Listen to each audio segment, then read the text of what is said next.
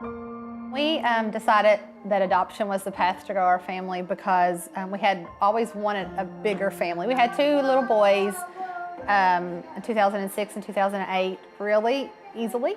And then when we tried for a third, we had a lot of trouble. And then we finally had a little boy in May of 2014 that passed away shortly after birth with trisomy 13.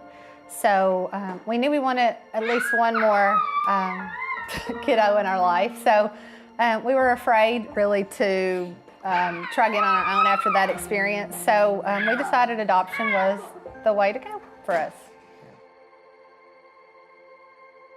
I am a recovering heroin addict. I have 4 years in March. I already have two younger daughters. One's 10, one is 4. I was a single mom of 2 girls already and recovering from heroin addiction, and there was no possible way I could take care of her and my other 2 comfortably for the rest of my life. So like from the moment I knew I was pregnant, there was no other option.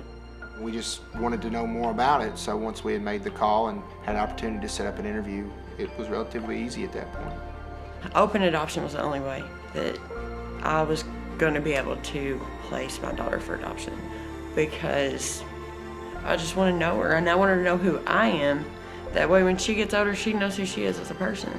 And my other daughters, you know, it's very important, I feel, that they know each other as well. You know, in the adoption process, they give you books to kind of look through, kind of like photo books, to choose your family. I had a few days to kind of look through them. They were like the first family that I even put on the list. So their family, they looked happy. They just looked like they were happy and they all loved each other, and that's all I wanted for her. It was a total surprise whenever we were given the news about Ellie. We went home that night and we prayed together, and we said in our prayer that if this baby was meant to be for us, to give us a sign.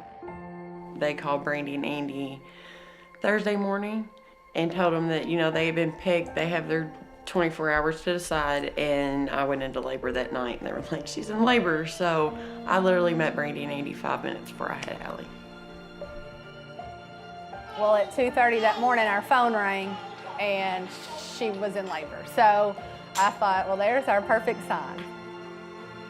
Meeting them I was nervous.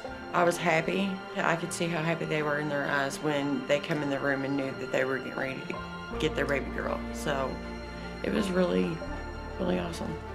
Really different, life-changing experience, for sure.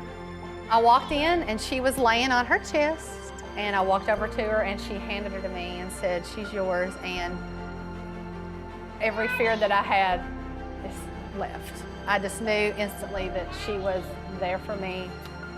When I first met Allie, it was, you know, I kind of echo what she said. A lot of emotions, a lot of excitement. Of course, you know, already had a child. It was definitely a incredible feeling. And then, of course, to have a little girl in our home, and it's never quite been the same. It probably never will be the same. But no, I love her tremendously, and I'm very thankful to have her in my life.